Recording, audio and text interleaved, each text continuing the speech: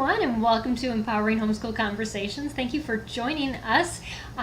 We are excited to be talking again. This whole month we've been talking about child behavior, but today we're going to talk about child behavior specifically related to learning. And my guest tonight is Dr. Aditya Nagrath. Did I say that last name right too? I guess I asked you how to say your first name. Nagrath. Nagrath. Okay, well, welcome. I'm so glad that you're with us tonight. I know you said that this was something that you were thinking about talking about or developing some lessons on for families that come to you for help. And so I'm just excited to hear what you have to share with us tonight, because I can't tell you that if there's ever been one parent who said, oh yes, my child cooperates with me all the time and we've never had a meltdown. I don't think that's ever happened. So definitely some wisdom that we could use. And I see we have some viewers popping on. Thank you for joining us tonight. This broadcast is put on by SPED Homeschool. We are a nonprofit that helps parents to homeschool children with extraordinary learning needs or just unique learners in general. And so thank you for tuning in. This is a weekly broadcast that we do. And like I said, we've been talking about child behavior this month. And, well, Dr. Aditya, I would just love for our audience to just kind of get to know you a little bit as we get started. And just tell us about you, your organization, and kind of the reason behind why you do what you do. And then we can kind of dive into questions from there. And if you're watching, definitely put in the feed where you're from, comments, questions, and we will build those into our conversation.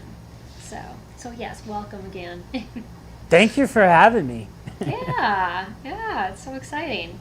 Well, let me tell you a little bit about my background. I started programming computers when I was maybe 13 years old, 12, 13 years old. And I went to the University of Denver. I got a PhD in math and computer science, so that's where that led.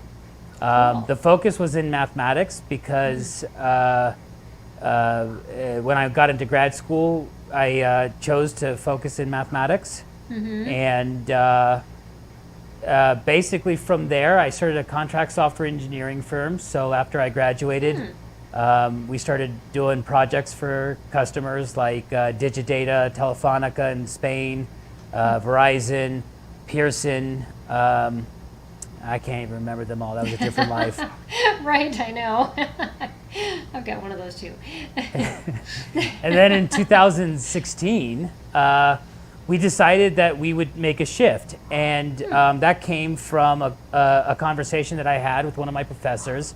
And what he had explained to me was that children entering kindergarten enter unprepared for the kindergarten curriculum at the rate of about 4 out of 5 students. And it happens completely amongst income lines, meaning it's that the lowest income earners whose students are furthest behind, and it's the top 20% income earners that actually enter prepared. And when I asked him why that might be, what he said was that the top 20% income earners can afford to send their children to preschool, and in preschool they ensure that the child is prepared for kindergarten. But what this ends up causing is a gap in understanding the teacher. So like what children are learning at that age is primarily language. And so what ends up happening is children go from kindergarten to first grade to second grade, and there's not really a lot of holding them back if they don't get it. And a lot of it is also designed to get them to be able to just do it. Can you do the procedures, for example? Right, yes.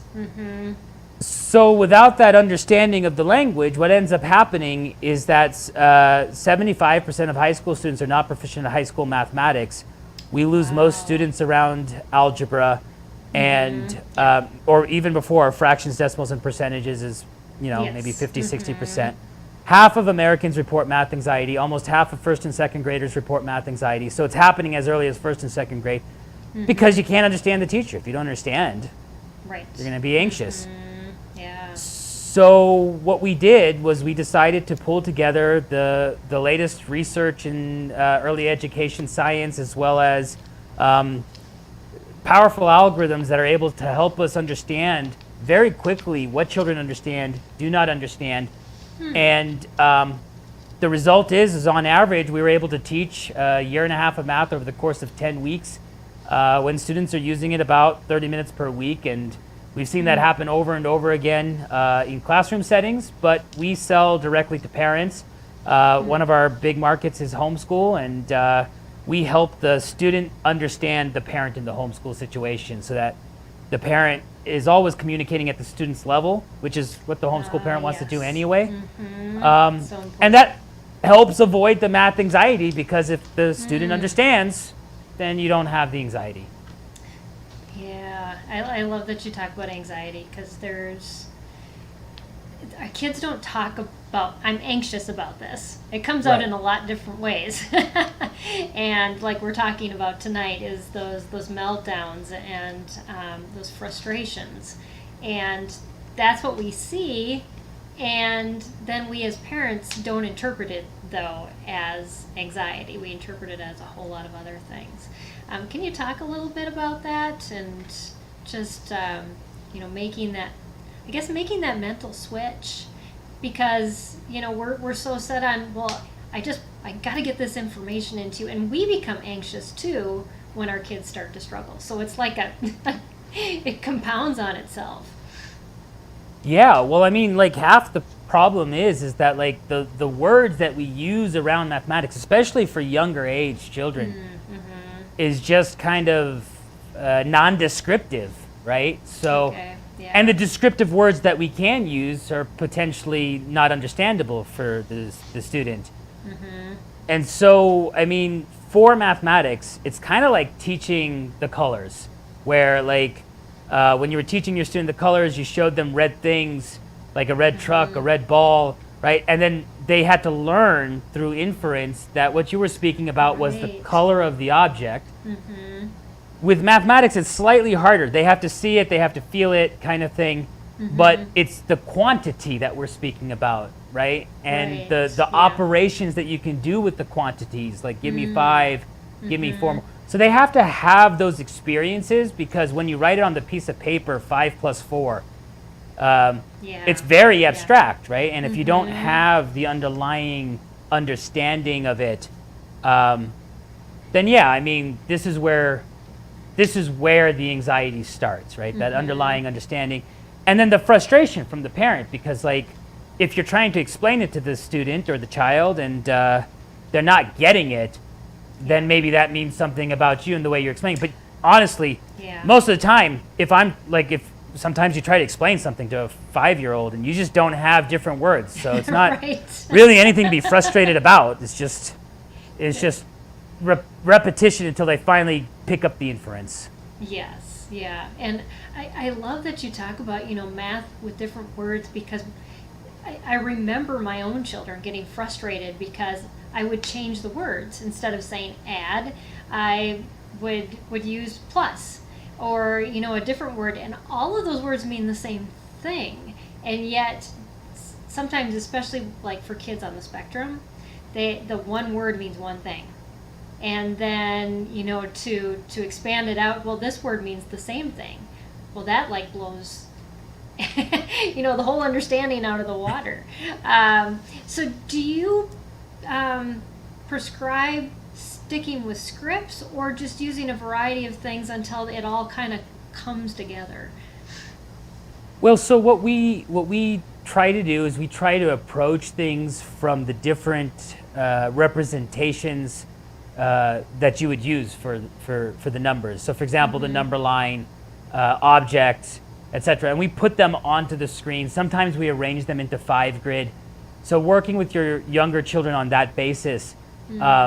But then, doing the same thing for more advanced subjects like multiplication and division, right? So like we would do it through groups or through lines. So like we have groups of 6 objects and we have 4 groups of 6 objects. How many do we have? Or we have rows of 6 objects and we have 4 rows. And what we specifically do in our system is we time them, because students can learn to count very, very quickly. We've seen students count. Yeah, they Like- can bypass the system that you're trying to get them to work with. Yes. Right, and we Makes a need lot to of sense. get them to make the leap over to actually using multiplication to solve the problem. So at some point, it. right, like we show it to them, we let them count it, we start to give them the idea, but then at some point we start timing it, we start shutting the curtains so that they just have enough time to count the number of rows. And then it's like, oh, okay, so there's 4 rows of 6 objects, so 4 times 6, 24. So getting them to make that leap's important. Now, if they've already memorized the tables Multiplication tables. and they're counting, and you see them counting in a situation like this, a nice little trick is you can say, well, what is 4 times 6? And hopefully they make that connection between, oh, okay, I get it. Yes. Yeah, because there sometimes is a disconnect when you That's see right. a picture between what you've memorized. That is so true. I've never It's thought about that. it's before. associating Yes, the operation to what's physically happening. Mm-hmm. And then Well, once they've yeah. abstracted it, now you can have more complicated conversations like, oh, let's talk about hundreds or thousands, or et cetera. But Right. they need to have that base concrete understanding, representation underneath it at first. Yeah, and I think we miss that too often in mathematics, especially, as we just want to drill it and get it in, and then we don't think about later on how that's going to affect later understanding of those operations when they get more complicated. There is a focus on trying to get the answer correct.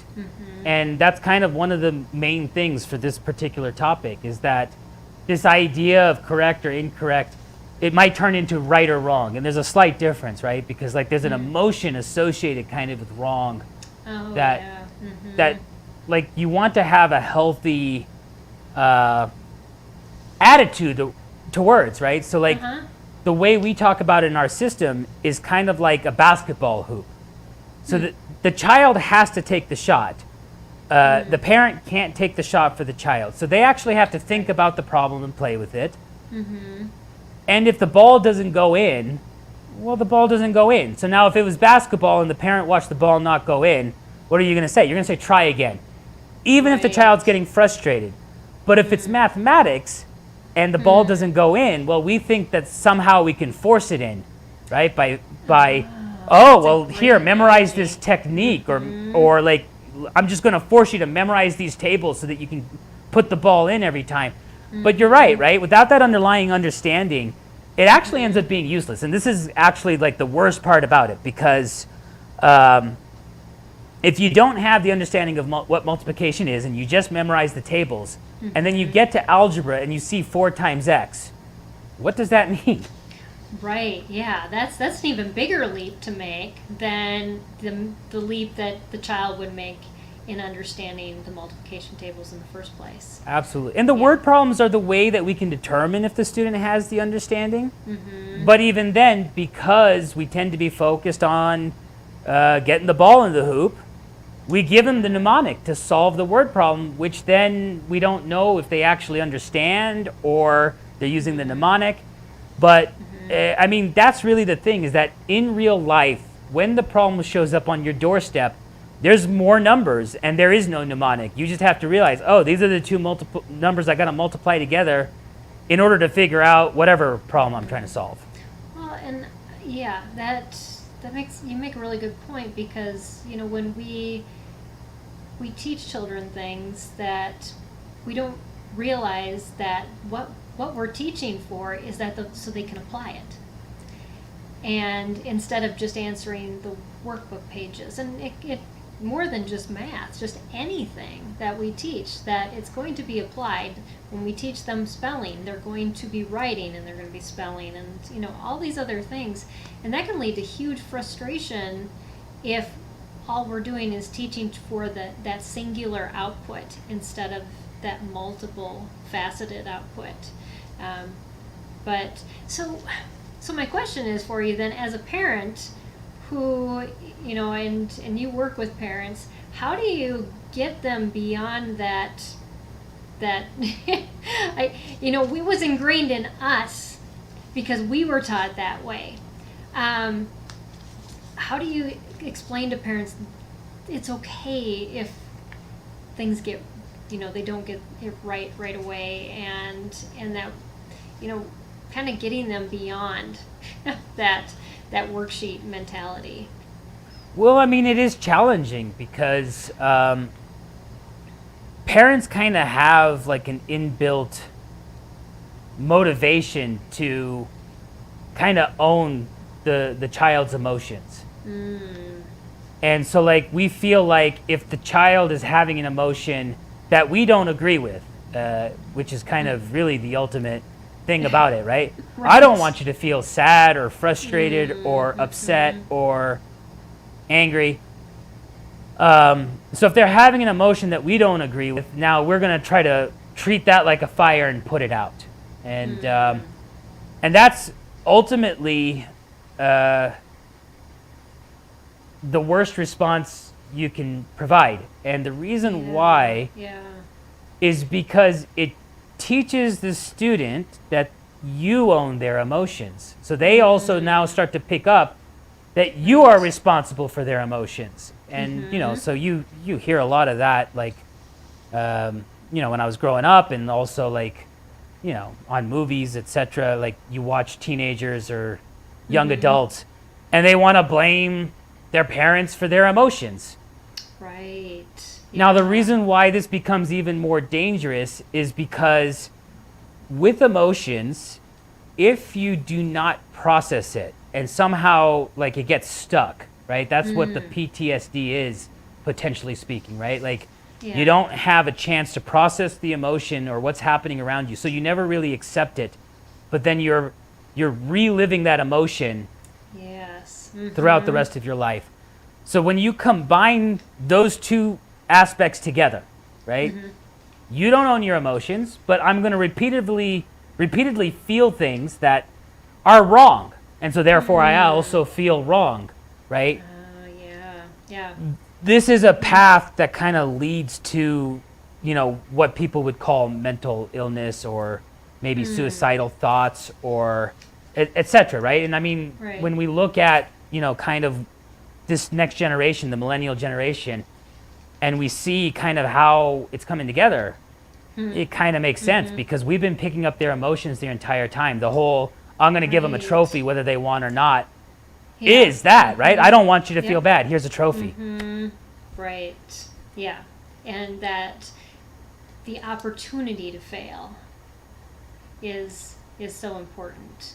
Well, the failure is the opportunity. That's the real thing. Yeah. So now, if instead of owning the student's emotions, right, we let them know it's completely okay to be frustrated when the ball doesn't go in, right? If it was basketball, that's what you'd say. Yeah, sometimes I'm frustrated if I don't make it. Right. Then we get the opportunity to have them shoot again. From a coaching perspective, that's what you want. Go ahead and give it another shot. Maybe you give them a hint.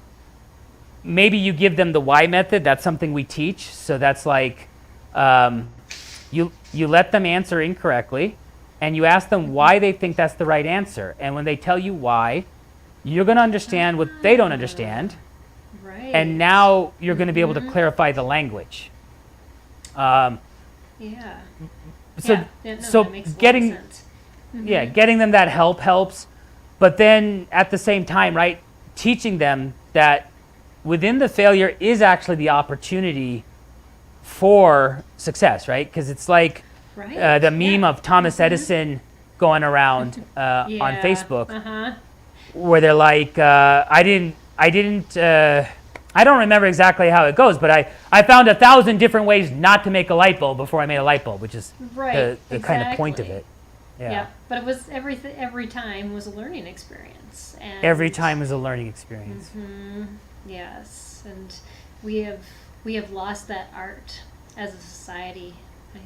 So I'm glad you pointed that out. Well, again, if the emotions around being wrong are bad or wrong or right, that's you're not supposed to feel that. Well, then I'm not going to do this again. Right. Yeah, exactly. You either get it perfect the first time or and I think we think that we can teach kids how to be perfect at something. And yet you're kind of flipping it the other way and saying we need to encourage kids to learn. And so that they understand what they're learning. They don't just have another fact in their brain. They have to accept. That they're not perfect. I mean, every perfectionist kind of ultimately has to do that too. Yeah, that's true. or else you suffer the consequences of. Could be a heart attack. Could be. Yeah, and later on in life, and yes, exactly. So yeah, that. So as far as parents go, then with trying to help kids, what are some healthy alternatives for responding when we see kids getting frustrated and then not doing what we usually do, like we just talked about? So I mean, a lot of it is personal work. So like a lot of it is when the child is having the emotion. Well, that doesn't mean anything about me or to me, Yeah. right? And then at that point in time, you're able to kind of look at the situation from a more logical perspective, accept what's going on. Okay, what happened here? They're frustrated. They're frustrated at the software, or they're frustrated at their homework, or their whatever, right? Yeah. But now the conversation is going to become more natural, especially if the parent understands that it's okay to be frustrated. It's okay to be frustrated with your homework sometimes. Yeah. And that's what I tell my child. I mean, he's only 5, but like sometimes he's crying. I say, well, you know what? It's okay to cry. And That's I'll a be honest great with you, like response. maybe 50% of the time he might stop right away. Sometimes it's a little bit more traumatic or dramatic or Yes. however you want to call it. But Right. about half the time he'll be like, oh, okay, well then I'm good. Yep. Yeah. Well, and so that's interesting, that if that's how you handle it in your home, yet he still uses that emotion grabbing technique that I think every child does. And as a parent, we really have to reflect that is what you're talking about and allow them to see as it. human beings, it's important for us to all realize that we all have emotions, right? Even adults throw a tantrum. It doesn't look the same way, but every now and then we just kind of flip out and nothing makes sense to everyone else, sort of story, Right. So like you got to expect that's going to happen to the child, but more than that, I mean, when children are born, they have to cry to get our attention, and because they don't have the capability to own their own well-being, right? We actually have to take care of them. So the crying and the response to the crying, it makes a lot of sense. It's just determining when it's time to let go of that, and right, the sooner you do it, the better. But of course, they're going to have learned that like these emotions or these noises, they garner the attention of the parent. Yeah, it's kind of a weaning process that we have to wean ourselves off as well as our children. We have to wean ourselves off. Because that's our natural response is to kind of placate that grabbing that they have. I mean, heck, if I'm thinking about something else, my child could ask me for something. Here, I'm trying to. So it's just, I mean, you're right. It's natural, right? It's just it's instinctive almost. Yeah, exactly. But if we want them, looking long term, then we want them to not need us, and so this process that you're talking about is helping them to be self-sufficient in their life, but also in their learning, and that's really important. As we talk to a lot of parents, they're like, well, when can my child be self-directed in learning? And I think we just kind of expect it to happen overnight, but just in trying to process everything that you shared, it is a letting go process, and it's a retraining of us as well as them on how to do that. Yeah, it's a lot of work, but here's the other thing is you don't have to be perfect with it, right? I mean, I just told you I'm not perfect with it. Oh yeah, I'm not either. But like, you know, as long as you're moving in the right direction and the child is showing ownership and you're handing over ownership, well, you're building a healthy and happy human being.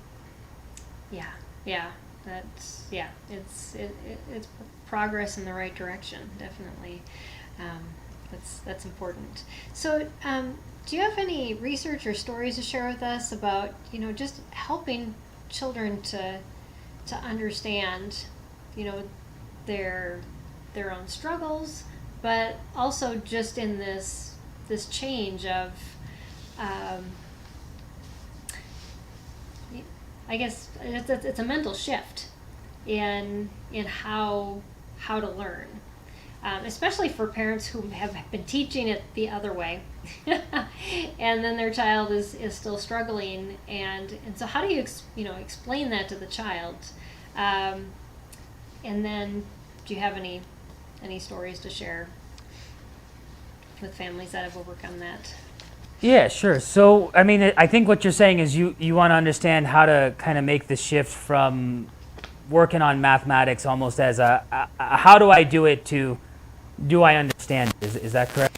Yeah, and how do you get your child to make that shift? I think as parents we can say, no, I'm going to teach it this way, and then to just get the child to make that, oh, well, this doesn't make any sense now because this is the way I was programmed to learn.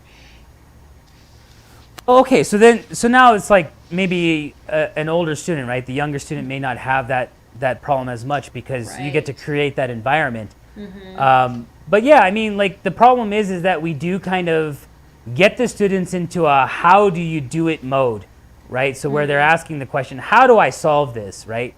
And it's less about how do I solve it than do I understand what it says? And if I did understand what it says, well, then how do I solve it becomes a little bit clearer. Right, yes, because you're going a layer deeper That's than right. just the answer. And so, yeah, I mean, it really is kind of about making it concrete. For older students, like middle school, like when you're moving into algebra, something really interesting starts to happen is there's 2 or 3 things that start to happen, and this is probably very helpful specifically for homeschool, because if the homeschool parent is paying attention to this, then they're going to see it happen. So like in the elementary type grades, for mathematics, we're kind of working on definition. It's what are the numbers? What is addition? What is subtraction? What is multiplication? What is division? Fractions, decimals, percentages. And fractions, decimal percentages are particularly confusing because we start using the same numerals in a different fashion, and it means a completely different thing. Exactly. But if you're approaching it from the perspective of a language, then you're explaining to your child that, yeah, by the way, we're just going to change all the rules all of a sudden, and we're going to use these numbers in a different way, and it means something different. But that's good then, because now they come in knowing that it means something different, hopefully knowing what it means. But even for fractions, decimals, and percentages, we do it with quantities, we do it on the line, and we do it with area. So we do 3 different representations of the proportionality so they can start to get the idea. Yeah, that broader picture.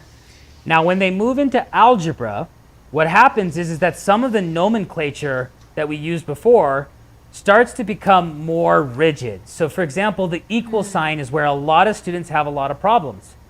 What does the equal sign mean? It means that the quantity on the left is the same as the quantity as the right. Yes.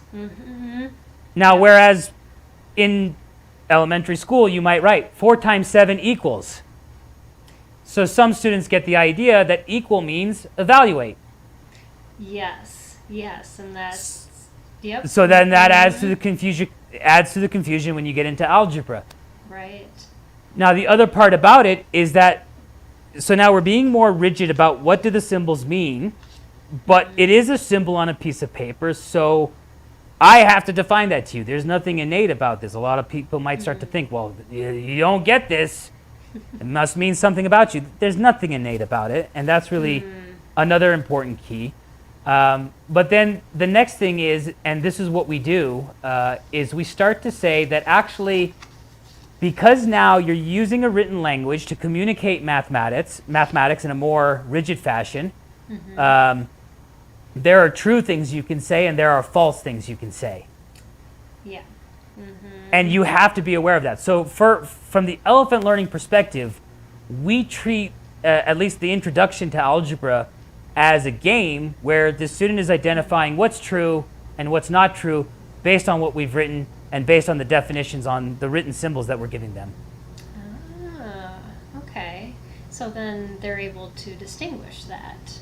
And again, it's back to what you were talking about before, is that they get the deeper understanding of it. It's not just let's plug in numbers and run through the algorithm and then work like a computer and spit it out. Right. So, yeah. It's more about understanding what was written there and then determining does it make sense and etc. And you know what's nice about this then is that like it becomes less about how do I solve about X. So like this is why we're able to move faster, because if we get you that conceptual understanding, well, I can move on to the next concept. Whereas the school, they want you to pass the test. So here's thousands of addition problems or thousands of solve for X problems.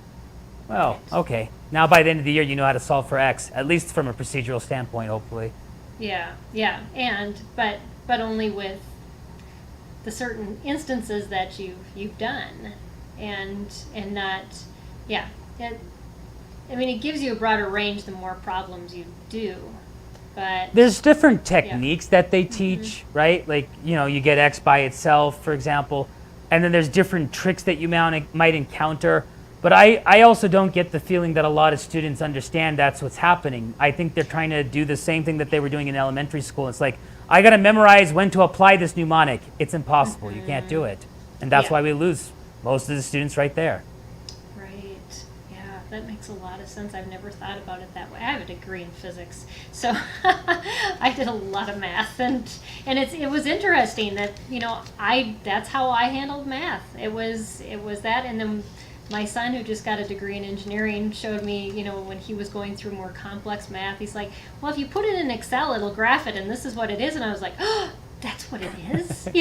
Here's me. I took every college level math class up through 4 years of college, and it's like I still didn't understand that concept. I just kind of plug the numbers in, and you can do that, but it doesn't mean that I did that too. That's the whole thing. I got a PhD in math, and I didn't even think about it differently until I spoke to the professor 5 years back when he started telling me all this. I was like, actually what you're saying makes sense. And that actually leads to the next really important point, right? A student can't understand the next idea unless they understand the first idea. So and this happens everywhere. So for example, I'm going to give you like a non-math example just for fun. Yeah, definitely. Like my wife asked me to say something to my son, and he was like outside.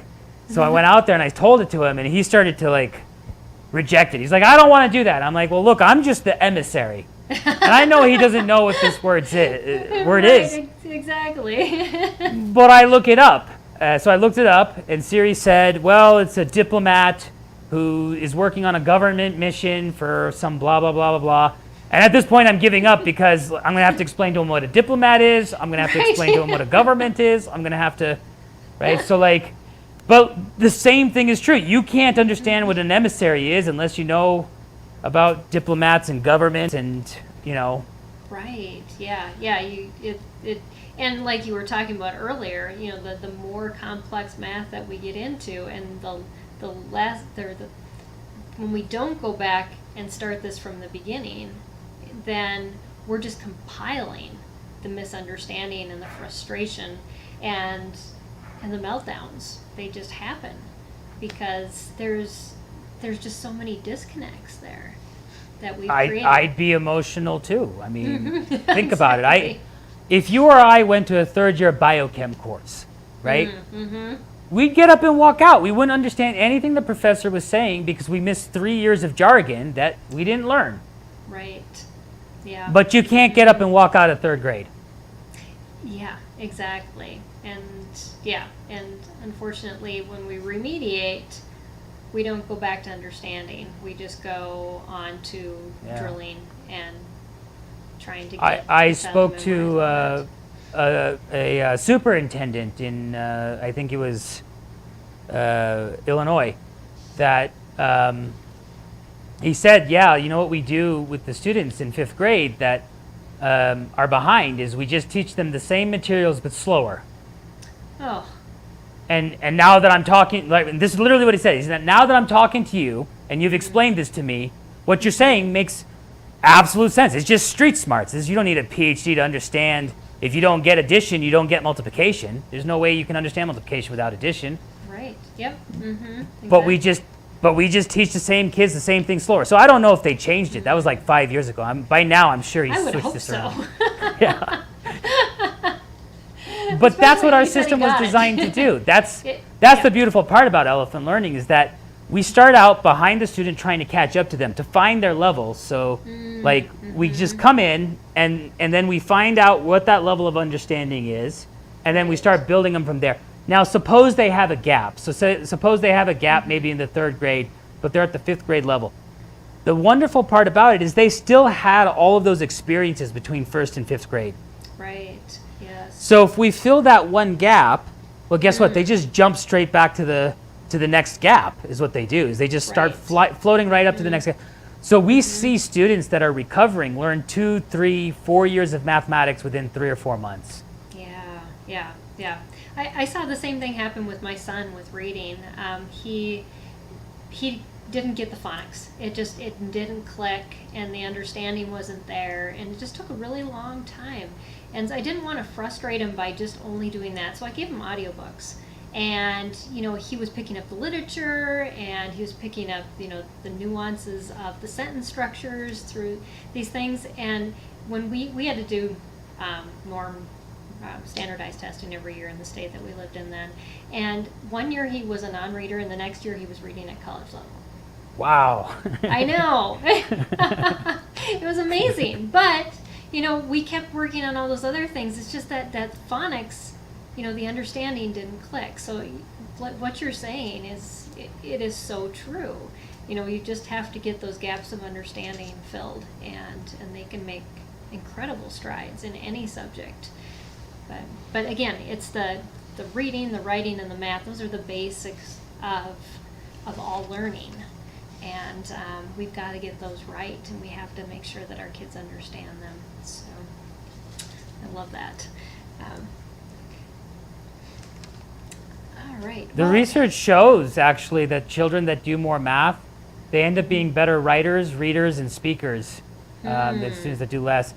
There's a lot of reasons as to why that could be. It's just a correlation that they found.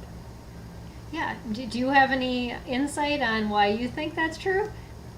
So when I asked the professor why that's true, he said that he said that doing math is sort of like doing mental gymnastics. For example, when you have to produce 10 items, so you slide over 10 and you stop at 10, you have to hold 10 in your head in order to remember to stop on 10. Oh, so you're working on your memory too, yes. Mm-hmm. And so I could see that, but the other reason that we could determine was that the numeracy problem. There's like books on this, right? Where societally we're like, well, math is maybe not that important, or when am I ever going to use this? Which the answer is almost every day if you know it. Right. But it's that sort of a thing that like starts to erode the integrity of the one subject. But once the integrity of the one subject's eroded, well then. What they say is, I'm not a math person. I'm not a social studies person either, and I'm not a history person, and I'm not a gym person, right? So you now have kind of the excuse to, not succeed at anything. Right. Well, and math too involves so much like puzzle solving and logic and an understanding of how to get from one point to another. And life is all about that. It might not involve numbers, but we still apply that on a consistent basis in a lot of things that we do. And it makes a lot of sense what you're talking about, is that, you know, if we don't practice these things mentally, that our life application, like you were talking about before, is going to suffer.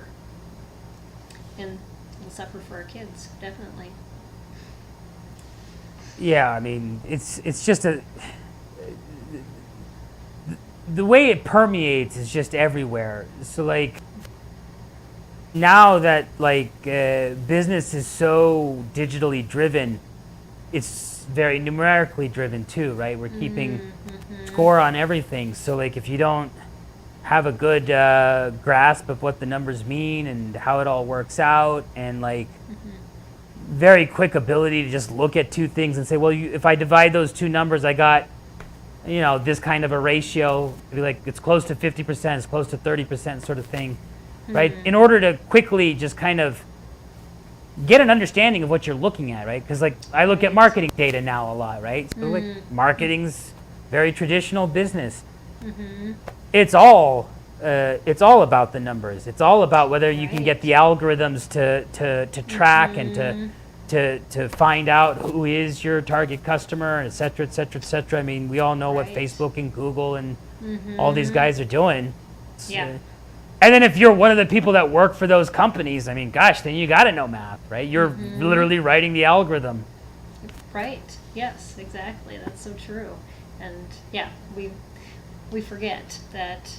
I think, yeah, like you said, there's just so much pressure on the linguistics and the language and the social aspects of our culture, and yet when we lose that math, we lose so much from that. And here's the ultimate impact, is that what we see is 69% of STEM majors switch to a major with less math, and now we see almost the same ratio of business majors switching out because it's so statistically driven. So the students kind of end up in the humanities at that point, and it's not such a bad thing offhand, but like from a perspective of the average salary is lower than national average. So I mean, children are getting duped into going to a 4-year college thinking that they're going to go in, maybe get a physics major, maybe get a bio major, something like that, something where they think they're going to come out and earn hundreds of thousands of dollars. They come out with an English degree or a graphics design degree, and they're probably closer to $50,000 or $60,000. So like, I mean, that's a big pill to swallow. I mean, especially in this country, we tell children growing up that you can grow up to be anything you want. You can grow up to be president if you want. And the truth is we never really gave them the shot because it was over at kindergarten. Oh, yeah, yeah. It all circles back to their understanding, and versus just the methodology that we were talking about earlier. That's a sobering fact to think about, and I've seen the trends too. I know. Yeah, It's why we do what we do. Our only mission is to empower children with mathematics. Yeah. Well, that's awesome. So as we're wrapping up, do you tell us a little bit more about Elephant Learning and just how our audience can find you? And yeah, that'd be great. Yeah. Well, right now you can do everything via web. You just go to elephantlearning.com, sign up there. We do support iOS, Android, Amazon Kindle. We have apps on those stores. But everything works through Chrome and Safari as well. We built it for web. I mean, we basically thought this has to run everywhere, so we made it run everywhere. And it's delivered as a gamification. And by the way, like the reports that we give you has teacher training. So what we would be giving to teachers as continuing education in college, you're getting for your student right at their level, you're getting the videos for the subjects that they're actually learning right now. So for homeschool, this is a no-brainer because like between the reports that we're giving you with all of the data, the playtime analysis, the history, and the gamification, and the fact that we are effective in just 10 minutes a day, you could just start your day with 10 minutes of Elephant Learning, look at the reports while they're doing something, and then tailor your math activities to their current level right after that. Yeah. So my, I know a lot of long-term homeschoolers who are going to say, well, this just isn't enough. I need a curriculum to prove that I'm doing math. What do you have to say to them? Well, so there's a lot of curriculums out there, and the best part is that we pair with all of them. So like, I mean, the idea is that it doesn't matter necessarily the methodology that the curriculum is using. So a lot of people might ask me also, what's a good curriculum? We recommend Singapore because it does, Singapore math. Yeah. yeah, it does give you that concrete conceptual stuff, but like, really what we're saying is that like, hey, even if your child was in school with Common Core, if they understand the idea and then they walk into that classroom, they're now going to understand the teacher. And so the methodology that the teacher is teaching, the student's going to understand as well, because they understand why the methodology works. They understand what's happening underneath. Exactly. So that's why we built it this way. We are the thing that fills the gap for the education system, for the homeschool parent, because the curriculum's out there. They're already going to give you the rest. Right. Yeah. And just replacing another curriculum, which a lot of parents do, you're still going to just have the gaps, and you're still going to miss out on all the understanding that we were talking about earlier too. And you're just going to be beating the same dead horse, basically. Yeah. So, yeah.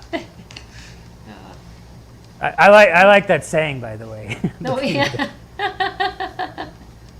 Yeah, well, I think our education system can be compared to that a lot, but Sometimes, yeah. But sometimes, yeah, but This was the interesting part about the data, Peggy, is that so when I had two charts, I was going to bring them, but like this was not the topic. But the second chart kind of shows that the education system works if the student understands the teacher. So like, it's a breakdown of like the percentile at which the student enters at age 6 and where they are at age 12 or 15, percentile wise, and then broken down by income.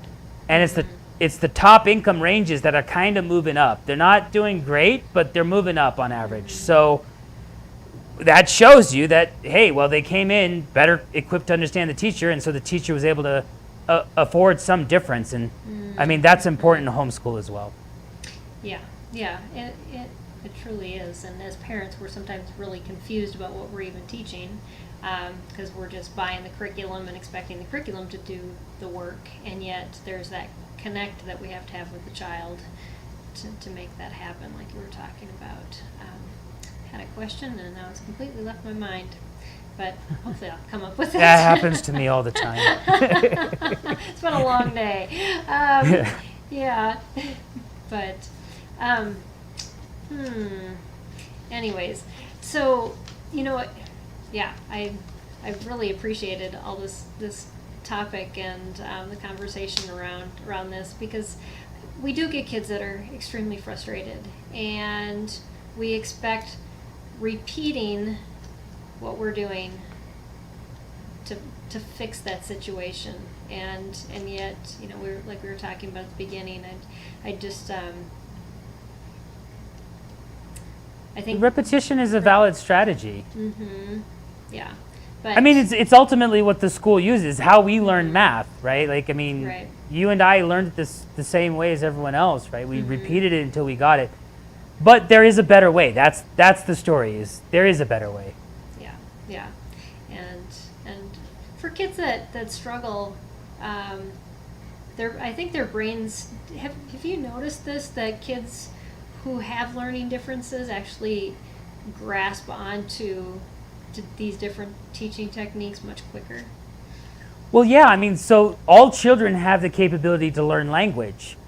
So we've had people come to our Facebook on the comments section, and they just kind of like, well, what about this kind of child? What about that kind of child? That's a very good question, yes. So, ultimately what I said was, Helen Keller had the capability to learn language, so I'm 100% sure your child also has the capacity to do it. You have to believe in them. That's kind of, maybe if I were to give you the one biggest tip on how to be the best coach for your child is you have to believe in them. You have to tell them you believe in them. Ultimately, you got to make them believe in themselves. They have to think they can. If they think they can't, well, then they're never going to. Yeah, they only rise to the bar that we set for them. And if they think they can't reach any further, they're not going to strive for it. That's unfortunately very true. I think I just heard from, I don't remember who shared this with me, but they said that they actually switched around a classroom at one point, and all the kids who were failing, they told them they were the smartest learners. And the kids who were doing good, they told them that they were in the remedial group. And they actually both lived up to those expectations. The smart learners actually went down, and the struggling learners went up. So there's so much truth in that, and I think we forget that we aid in that, like we were talking about kind of at the beginning, is that it's about our response to those frustrations, those meltdowns, and how are we either building our child up or tearing them down in that, and helping them to either understand that mistakes are part of the learning process. So yeah. Yeah. So as we summarize up, do you have any last comments that you have to share? No, gosh, I can't think of anything right now. I feel like we talked about a lot, but like this is the crux of it. So whoever's getting the benefit of seeing this is hopefully, I mean, this is the crux of what the system does for you. A lot of it. Yeah. The system can't believe in the child for you, but it doesn't have intent. Right. Well, yeah. Nobody can parent for a parent. that is true. But definitely check out Elephant Learning at elephantlearning.com, and you're one of our partners now. So that's awesome. You're on our website, and we're excited about that, and just excited about this different approach to math that you're offering to homeschooling families, and even families that don't homeschool, just to help their children to fill in those gaps like you were talking about. And I appreciate the opportunity for being here. Yeah.